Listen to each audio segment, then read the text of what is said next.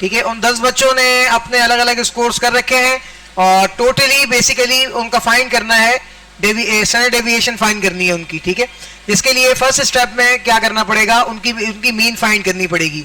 Mean क्या होता है, जितने भी टोटल नंबर्स इनके बनते हैं उन सबको इनके जो है वो टोटल नंबर्स के साथ, उनका सम को टोटल नंबर के साथ डिवाइड करना है। जो आंसर आएगा वो है 87, ठीक है।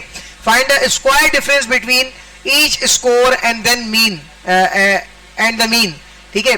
85 माइनस 87 स्क्वायर 2 इक्वल टू 4, ठीक है। इस तरीके से ये 10 की 10 नंबर्स के ऊपर ये वाली कैलकुलेशन हुई और उसके बाद इनका find the mean of these square differences. इनके जो स्क्वायर के डिफरेंसेस हमने ऊपर निकाले, इन डिफरेंसेस 10 के 10 डिफरेंसेस को यहाँ टाइप किया गया।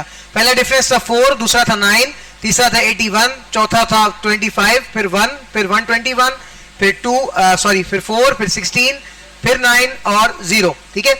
इस तरीके से ये 10 अलग अलग स्क्वायर डिफरेंस निकाले गए, फिर इनको डिवाइड किया गया 10 पे, जिसका आंसर आता है सम करने के बाद 10 पे डिवाइड किया गया, जिसका आंसर आया 27, ठीक है। Finally calculate the standard deviation which is the square root of the mean of square differences. Standard deviation under root 27 equal to 5.2 rounded to 1 on decimal place, ठीक है। सो अंडर रूट 27 जो है equal to 5.2 है standard deviation की calculation के बाद। So in this case, the standard deviation of the test scores for the group of students is approximately 5.2. This value represents the spread of variability on the scores around the mean score of 87. इसकी तफसील लेना चाह रहे हैं इस case study की तो देख सकते हैं। हमजा ये वाली भी चला दो, हमजा ये भी चला दो।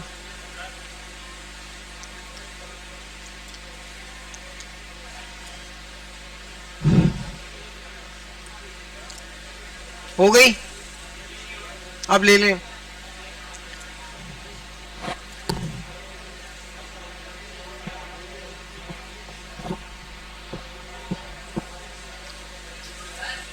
जी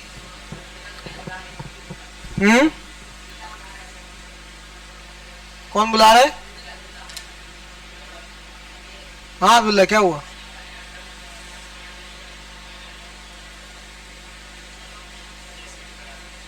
मीन है ना, मीन अंडर रूट के अंदर आएगा। जो आंसर होता है उसको अंडर रूट में लिखते हैं।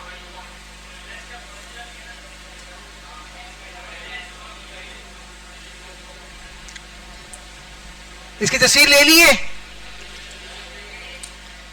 ओके। स्टैंडर्ड डेविएशन के फार्मूलाज हैं भाई, 2 फार्मूले इसके अंदर हैं, दोनों फार्मूले यहां लिखे गए हैं और दोनों की डिस्क्रिप्शन भी मौजूद है, ठीक है। इसकी भी तस्वीर ले लें। ये स्टैंडर्ड डेविएशन के वो फार्मूलाज हैं जो इसके अंदर वर्किंग प्रिंसिपल्स के अंदर इंक्लूड किए जाएंगे। पहला फार्मूला है इसका sigma equal to under root square bracket sum का निशान X I minus mean square upon N, ठीक है। ये पहला फार्मूला है और इस फार्मूले के अंदर जो जो भी कैटेगरीज यूज की गई हैं सिंबल्स की, वो तमाम की तमाम नीचे डिफाइन की गई हैं, ठीक है। उसके बाद नेक्स्ट जो दूसरा फार्मूला यहां पर है S equal to under root square bracket sum का निशान X I minus X bar square, ठीक है, डिवाइडेड बाय एन माइनस 1, ठीक है। तो ये दूसरा फार्मूला है और इस फार्मूले के अंदर भी जो सिंबल्स इस्तेमाल की गई हैं ये तमाम की आगे डिस्क्रिप्शन यहां पे लिखी गई है, ठीक है। सो ये स्टैंडर्ड डेविएशन के 2 फार्मूलाज हैं जिनके तहत आप स्टैंडर्ड डेविएशन मालूम कर सकते हैं। ओके, अब जो है वो दूसरी वाली प्रेजेंटेशन को ओपन करते हैं। डिस्ट्रीब्यूशन ऑफ डेटा, डेटा की तकसीम डिस्ट्रीब्यूशन किस किस तरीके में होगी और कितने इसके ऊपर अवामिल हमारे पास यहां काम करेंगे डेटा के डिस्ट्रीब्यूशन के हवाले से, उसकी बात करते हैं। सबसे पहले जी 2 किस्म के डेटा को देख लिया जाए, व्हाट इज यूनिवेरिएंट और बाईवेरिएंट, ठीक है, ये बाईवेरिएट या यूनिवेरिएट भी कहते हैं इसको. Univariate and bivariate data which are terms used in statistics to describe the number of variables being analyzed. Basically univariate और bivariate दोनों किस्म के डेटा statistics के अंदर यूज किए जाते हैं जो कि वेरिएबल्स को एनालाइज करने के काम आते हैं. ठीक है, नंबर ऑफ वेरिएबल्स कितने यहाँ पे अवेलेबल हैं उनको एनालाइज करेंगे. यूनिवेरिएट डेटा क्या है, बाईवेरिएट डेटा क्या है, अब ये देखते हैं. Univariate data, this involves the analysis of a single variable or data set. For example, if you are studying the heights of individual in a group, you are working with univariate data because you are examining only one variable, which is height. Basically,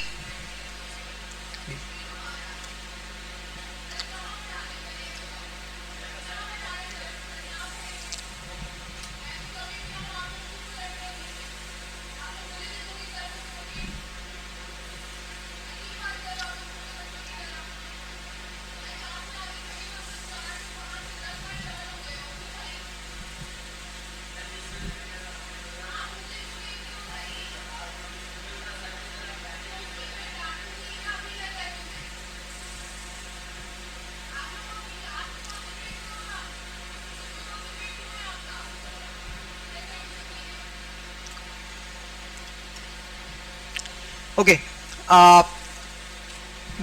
this involves the analysis of a single variable of a data set. किसी एक data set के ऊपर single variable पे काम किया जा रहा है, मींस के कोई फिजिकल या कोई फिजिक्स का एक न्यूमेरिकल हम सॉल्व करने बैठ गए जिसके अंदर हमें किसी दो एट्रीब्यूट्स के जरिए से हाइट मालूम करनी है कि भाई इसकी हाइट क्या है टोटल. अब ये सिंगल वेरिएबल मालूम किया जा रहा है h, जो एक वेरिएबल है जिसकी हाइट हमने मालूम करनी है, ठीक है, इन नंबर्स. सो जब हम ऐसे डेटा पे काम कर रहे होंगे जिसमें कोई एक वेरिएबल हमें मालूम करना होगा, सो वो कौन सा डेटा कहलाएगा, यूनिवेरिएट डेटा. कौन सा? और आमतौर पे क्लास 9, 10, 11, 12 में जितने भी न्यूमेरिकल्स किए हमें कोई एक ही चीज मालूम करनी होती थी बिल्कुल आखिर में आकर, या तो वो लाइट की फ्रीक्वेंसी होती थी, ठीक है, या हाइट होती थी, या वेट होता था, या मास होता था, वेलोसिटी होती थी, कुछ भी होता था, एक्सेलरेशन वगैरह, लेकिन कोई एक ही टर्म आखिर में आके हम कोई एक ही वेरिएबल हम फाइंड आउट करते थे. सो ये सारा का सारा यूनिवेरिएट डेटा होता है जो कि इस तरीके से अवेलेबल है. अब बाईवेरिएट डेटा क्या होता है जी, बाई से मुराद क्या बनेगा, दो, बिल्कुल. Bivariate data analysis involves the examination of two variables simultaneously. एक साथ दो वेरिएबल्स को अगर हम सॉर्ट आउट कर रहे हैं, सॉल्व कर रहे हैं और उस पे काम कर रहे हैं, सो बेसिकली वो बाईवेरिएट डेटा की एक किस्म बनती है.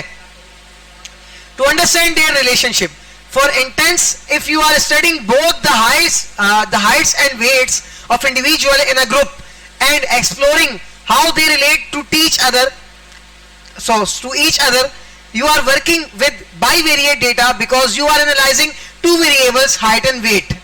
ठीक है, जब हम दो वेरिएबल पे काम करना शुरू कर देते हैं, यानी कि जब अब हमारे पास रिजल्ट किसी दो वेरिएबल्स पे कंटेन हो जाएगा, वेरी करेगा, सो वो जो डेटा की रेंज है वो यूनिवेरिएट से निकल के कहां चली जाती है, बाईवेरिएट पे. ठीक है, और अगर फिर रिमेंबर दैट हम एक ही वेरिएबल को फाइंड आउट कर रहे हैं, सो फिर वो क्या चलेगी, यूनिवेरिएट. ठीक है, सो ये इन दोनों का फर्क है. These terms are fundamental in statistics and are used to categorize the type of data analysis being performed. ठीक है, इसकी जो पिक्चर्स हैं वो बिल्कुल आखिर में लीजिएगा. मैं अभी फिलहाल स्लाइड को मूव कर रहा हूं, नेक्स्ट स्लाइड पे जा रहे हैं. What is outliers? Outliers क्या होते हैं जी, अब इसका देखते हैं. यूनिवेरिएट और बाईवेरिएट के साथ कोई ताल्लुक बन सकता है या नहीं. In the context of data analysis and statistics, outliers refers to a data point that are significantly different from the majority of the data in a data set. Basically, ये डेटा के अंदर का वो हिस्सा, वो खास हिस्सा जो कि डेटा की मेजॉरिटी से बिल्कुल भी मैच नहीं करता, जो अकलियत होता है डेटा के अंदर, यानी कम यूज किया जा रहा होता है, वो कहलाता है आउटलायर. ठीक है, these data points can be exponentially high or low compared to the rest of the data and may not follow the same pattern or distribution. ठीक है, ये डेटा के अंदर सेम डिस्ट्रीब्यूशन और पैटर्न को फॉलो नहीं कर रहा होता. ठीक है, अपनी मर्जी से कहीं हाई और कहीं लो फ्रीक्वेंसी के साथ आ रहा होता है डेटा के अंदर, और उसको बेसिकली क्या नाम दिया जा रहा है, आउटलायर्स का. ठीक है, और उसके बाद दूसरी इसकी जो एक छोटी सी डेफिनेशन बन सकती है, outliers can occur due to various reasons, ये बहुत सारे रीजंस की वजह से आ सकते हैं डेटा के अंदर, such as measurement errors, measurement के दरमियान किसी किस्म की गलती की वजह से, डेटा एंट्री एरर्स, डेटा को एंटर करने के दरमियान किसी गलती की वजह से, और genuine anomalies in the data, genuine anomalies भी अगर आपके डेटा के अंदर पाए जाते हैं तो उसकी वजह से भी आउटलायर्स आपके डेटा के अंदर आएंगे, ठीक है। It's essential to identify and handle outliers appropriately because they can significantly impact the results of statistical analysis and machine learning models. Basically इनको find out करना और इन पे काम करना बेहद जरूरी है, क्योंकि जब आप इस डेटा से किसी रिजल्ट को सॉर्ट आउट करेंगे, इसको निकालेंगे, तो उस वक्त आपके जो स्टैटिस्टिकल एनालिसिस है और जो आपकी जो मशीन लर्निंग कोड्स हैं, जो मॉडल्स हैं, वो सारे के सारे यहाँ पर खराब हो जाएंगे अगर आपके पास के आउटलायर्स डेटा इसके अंदर तब भी मौजूद रहता है, ठीक है। Okay, common methods for dealing with outliers include, कैसे कैसे इसको निकाल सकते हैं भाई, किस तरह डील कर सकते हैं हम आउटलायर्स के साथ। जो पहला पॉइंट बनेगा, दिस इज कॉल्ड विजुअलाइजेशन। अभी विजुअलाइजेशन क्या है? Plotting the data using graphs like plot और scatter plots can help identify outliers. Usually जब हम अपने डेटा को आइडेंटिफिकली मूव करते हैं फ्रॉम डेटा टू चार्ट्स, ठीक है, ग्राफ्स की सूरत में या चार्ट्स की सूरत में, सो आउटलायर्स खुद ब खुद सामने आ जाएंगे। जो आउटलायर्स होंगे जहां पर हमारा डेटा अपने आप को अपनी फ्रीक्वेंसी को तोड़ रहा है, कहीं पे लो कहीं पे हाई जा रहा है, और हमें ये चीज समझ में आ रही है कि यार ये चीज हमारे डेटा सेट की रेंज में नहीं आती, या फिर ये चीज हमारे डेटा सेट के लिए नहीं है, तो फिर हम वहां से उस रेंज को निकाल देते हैं।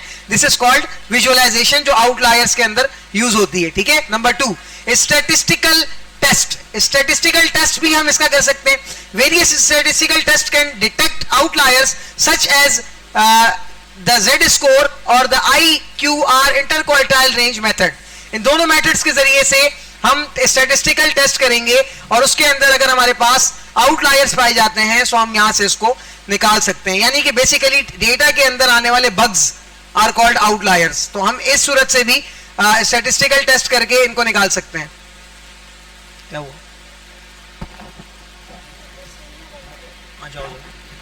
मैडम को बता दो।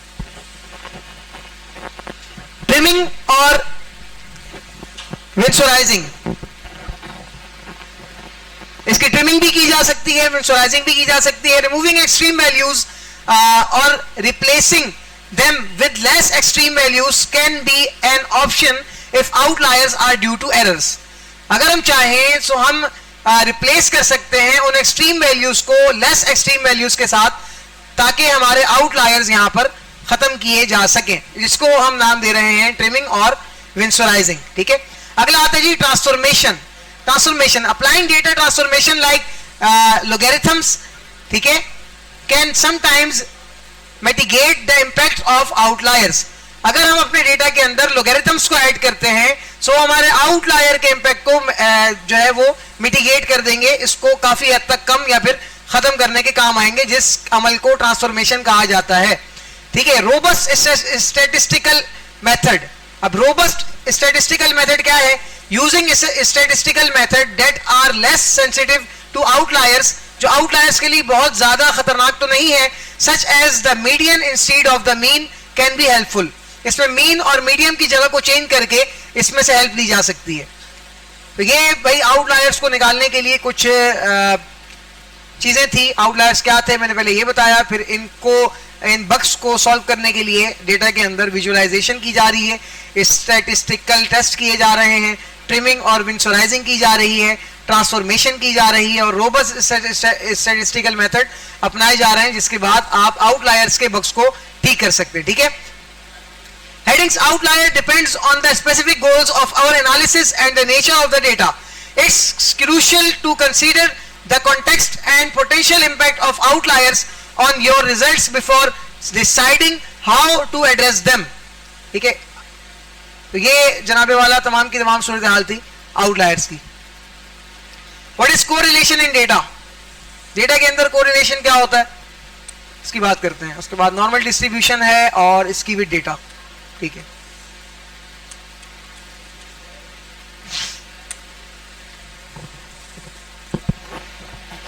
Correlation data refers to the statistical relationship or association between two or more variables. जब दो या दो से ज्यादा वेरिएबल्स आपस में एक जैसी खसूसियात रखते हो, सो वहां पर हम जिस टर्म का इस्तेमाल करते हैं मैथमेटिक्स के अंदर, उसको कहा जाएगा कोरिलेशन बिटवीन डेटा. ठीक है, डेटा के दरमियान ताल्लुकात, आपसी ताल्लुकात, मत कोरिलेशन इन डेटा. ठीक है, it helps us understand how changes in one variable are related to changes in another. जब हम उस सूरत हाल में होते हैं कि जब हम किसी एक चीज को डायरेक्टली प्रोपोर्शनल करवा देते हैं दूसरी के साथ, या फिर इनवर्सली प्रोपोर्शनल करवा देते हैं किसी दूसरी फैक्टर थिंग के साथ, और एक सूरत में जब कोई एक चेंज होता है तो दूसरे में भी असर होता है, सो तब जनाबे वाला कोरिलेशन सामने आता है उस डेटा का. ठीक है, कोरिलेशन कैन बी पॉजिटिव, ये पॉजिटिव भी हो सकता है, meaning that as one variable increases the another trends to increase as well. यहां बताया जा रहा है कि ये पॉजिटिव भी हो सकता है कि जब कोई एक वेरिएबल अपने आप की खसूसियत को इंक्रीज करेगा, सो उसके साथ एज इट इज दूसरा भी अपने आप को इंक्रीज करने वाला होगा. ठीक है, correlation can be positive, sorry ये हो गया था, एज वेल, और इट कैन बी नेगेटिव, ये नेगेटिव भी हो सकता है, indicating that as one variable increases the other trends to decrease, ये भी हो सकता है. ठीक है, correlation is measured using correlation coefficients with the most common one being the Pearson correlation coefficient, often denoted as R. It ranges from -1 to 1. ठीक है, a value of 1 indicates a perfect positive correlation, a value of -1 indicate a perfect negative correlation. अगर आप positive correlation की तरफ जाना चाहते हैं, सो 1 से काम लिया जा रहा है, और अगर आप नेगेटिव कोरिलेशन की तरफ जाना चाह रहे हैं, यानी कि जब कोई एक वैल्यू डिक्रीज होती है, सो कोई दूसरी वैल्यू भी उसके साथ डायरेक्टली प्रोपोर्शनल के तौर पे डिक्रीज होगी. ठीक है, सो ये -1 की सीन में जाएगा. A value of 0 suggests no linear correlation between the variables. 0 ये सजेस्ट करता है कि भाई आपके पास वेरिएबल्स के दरमियान कोई कोरिलेशन नहीं बन रहा है, यानी कि किसी एक पे फर्क पड़ रहा है तो दूसरे पे कोई फर्क नहीं पड़ रहा. अगर ऐसी सिचुएशन है तो फिर वहां पे लीनियर कोरिलेशन नहीं बनेगा हमारे पास, जो कि 0 से डिनोट किया जाएगा. Keep in mind that correlation does not imply causation. Just because two variables are correlated does not mean that one causes the other. ठीक है, दो वेरिएबल्स तो आपस में एक दूसरे के साथ कोरिलेट कर सकते हैं, लेकिन उनकी वजूहात कभी भी आपस में कोरिलेट नहीं करेंगी. ठीक है, इस पैराग्राफ में ये बताया जा रहा है, there could be other factor और कंफाउंडिंग वेरिएबल एट प्ले. यहां पर यकीनन कोई दूसरा वेरिएबल जो है वो अपना किरदार अदा करेगा कंफाउंडिंग वेरिएबल के तौर पे, जिसके तहत इन दोनों में अपनी अपनी खसूसियात पाई जाएंगी. ठीक है, कोरिलेशन हो गया. What is normal distribution? Data की डिस्ट्रीब्यूशन कैसे की जा रही है और नॉर्मल डिस्ट्रीब्यूशन बेसिकली होती क्या है, अब बात करते हैं इसकी. A normal distribution also known as Gaussian distribution. Normal distribution को गॉसियन डिस्ट्रीब्यूशन भी कहा जाता है. Is a statistical concept that describes a symmetrical bell shaped probability distribution of a continuous random variable in a normal distribution. The data is symmetrically distributed around a central mean average value. The mean, median and mode all are equal and located at the center of the distribution. ये इसकी शराइत है, conditions है. The distribution is categorized by its mean, ये mean का निशान आगे बना हुआ है, and standard deviation, आगे standard deviation का symbol बना हुआ है, which determine its shape and spread.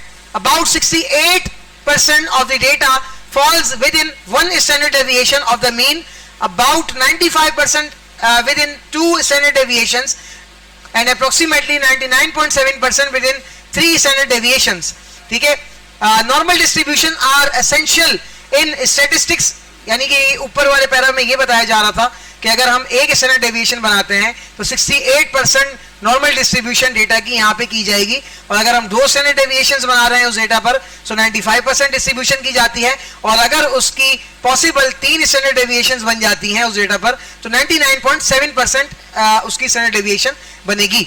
Normal distribution are essential in statistics and data analysis because they model many naturally occurring phenomena, making them a valuable tool for hypothesis testing, making predictions and understanding the behavior of various variables in fields such as science, economics and social sciences. Basically class आप सबको तस्वीरें कहने का लेने का मकसद basically ये मेरा यही है कि जब आप घर जाएंगे, जाहिर बात है इसके हवाले से मैं हर कॉन्सेप्ट आपका क्लियर नहीं कर पा रहा, शॉर्ट टाइम है, ठीक है। इसके ऊपर एक एक टॉपिक के ऊपर जो है वो पूरे पूरे घंटे की अगर मैं क्लास भी दूं तो भी आपको मुश्किल समझ आने वाले टॉपिक्स हैं, क्योंकि ये बैचलर लेवल के हैं, ठीक है। ये बीकॉम अगर कोई कर रहा हो या किसी ने किया हो सो वहां पे ये सब चीजें पढ़ी जाती हैं एक अच्छे लेवल पे जाके। तो जाहिर बात है मैट्रिक इंटर लेवल पे काफी ज्यादा मुश्किल होने वाली इन चीजों को समझने के लिए, और इतना वक्त भी नहीं है मेरे पास। सो आप लोगों ने बेसिकली करना क्या है, जितने भी टॉपिक्स हैं ये आपको जो नहीं समझ आ रहे हैं, ये जो आपको समझ आ चुके हैं या जो नहीं समझ आए, उन टॉपिक्स की हेडिंग्स को आप लोगों ने YouTube पे लिखकर एक एक छोटी छोटी शॉर्ट वीडियो निकाल के इसके ऊपर एक छोटी सी केस स्टडी को लाजमी गौर करना है, देखना है, ठीक है, ताकि आपको इसके बारे में होने वाली एक्सरसाइज पता लगे कि यार ये यूज किस तरीके से किया जाता है, स्टैंडर्ड डेविएशन क्यों यूज की जा रही है, नॉर्मल डिस्ट्रीब्यूशन क्या होती है, डेटा में इसको क्यों यूज करते हैं, ये सारी चीजें मैं इस वजह से आपको बता रहा था, ठीक है। आगे चलते हैं, इसकी तस्वीर लेने के लिए थोड़ी देर में टाइम दूंगा। What is skewed data? Skewed data क्या होता है जी? Skewed data refers to a data set in which values are not evenly distributed. Normal distribution का अगर उलट देखा जाए, इसके अंदर हर वैल्यू नॉर्मल डिस्ट्रीब्यूट की जा रही थी, स्कीवी डेटा के अंदर ऐसा नहीं रहेगा। स्कीवी डेटा का मतलब ही यही है कि आपके पास वैल्यूज इक्वली डिस्ट्रीब्यूट नहीं हुई पड़ी, ठीक है, but instead they are concentrated towards one end. There are two main types of skewness. दो तरीके की स्कीवनेस यहाँ पे हो सकती है, जिसको कहते हैं पॉजिटिव स्कीवनेस जो कि राइट हैंड साइड से स्टार्ट होती है, और अगली है नेगेटिव स्कीवनेस जो कि लेफ्ट हैंड साइड से स्टार्ट होती है। अब राइट हैंड साइड वाली पॉजिटिव स्कीवनेस को देखा जाए, the tail of the distribution extend towards the right and the majority of data points are on the left side, ठीक है। Negative skew, the tail of the distribution extends towards the left and the majority of the data points are on the right side. Class, just a minute.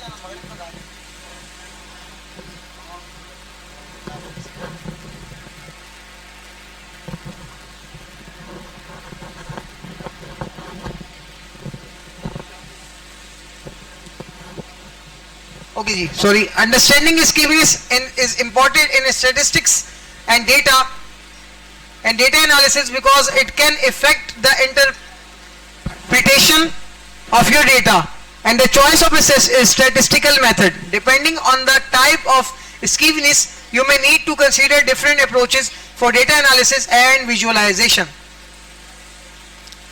Data की वो distribution जो कि equally नहीं की जाती, जिसमें डेटा का एक भारी हिस्सा राइट हैंड साइड पे अवेलेबल होता है, वो हमारे पास पॉजिटिव स्कीव है, ठीक है, और जिसमें डेटा का एक भारी हिस्सा हमारे पास लेफ्ट हैंड साइड पे अवेलेबल होता है, वो हमारे पास नेगेटिव स्कीव कहलाती है, ठीक है। और इसी को यूज किया जाता है डेटा एनालिसिस और डेटा विजुअलाइजेशन के लिए। चलें अब इसकी तस्वीरें ले लें जिसको लेनी है, और इंशाल्लाह मैं ग्रुप में शेयर भी कर दूंगा आज। डिस्ट्रीब्यूशन ऑफ डेटा की हेडिंग है, और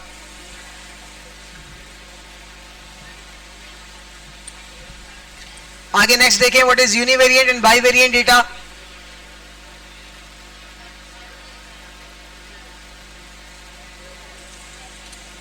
outliers,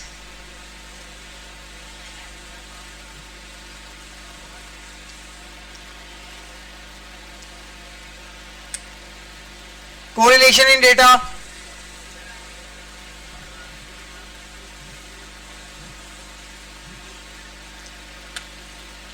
normal distribution of data,